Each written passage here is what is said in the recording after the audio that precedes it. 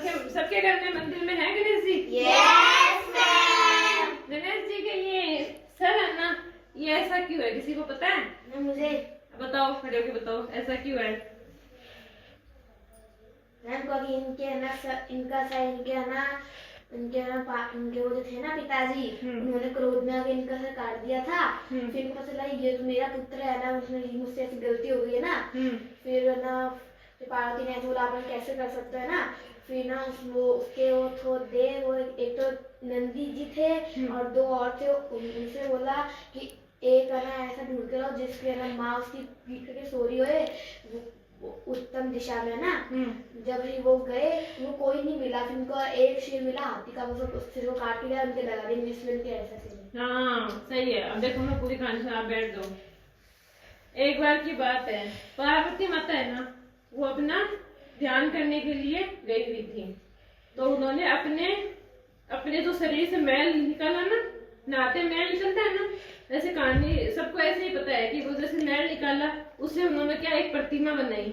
उसका उन्होंने क्या नाम दिया? गणेश है ना।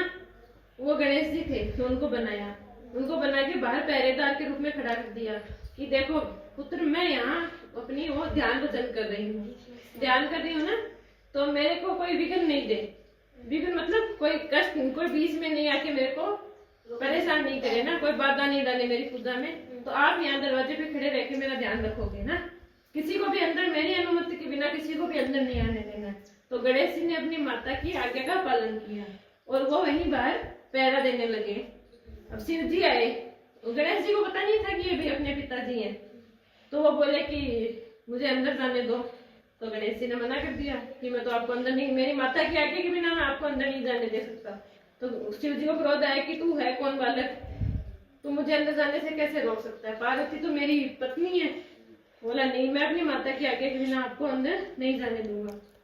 तो शिव जी को क्या आया? गुस्सा आया।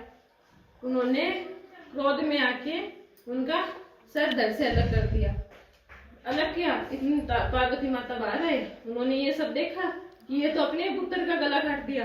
तो पार्वती माता गुस्सा है कि ये शिव जी आपने ये क्या किया, ये तो मेरा पुत्र है, आप ऐसा कैसे कर सकते हो, आपने इसका वध कैसे कर दिया? शिव जी को तब ये पता चला कि ये तो अपना ही पुत्र है।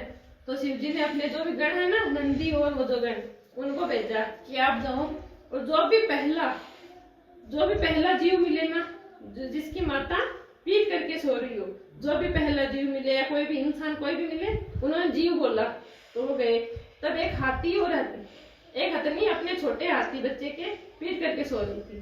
तो उन्होंने देखा भाई यही है, अब अपने तो शिव जी का आदेश है कि जो भी पहला जीव मिले उसको लेके आना है। तो गण गए वहां जाके, उन्होंने वो हाथी का सर लेके आए। तो पार्वती मैया ने बोला भाई ये सर कैसे लगा सकते हैं? तो शिव जी ने बोला कि पहला जीव ये मिला, जैसे मेरे आदेश थे उस हिसाब से यही है।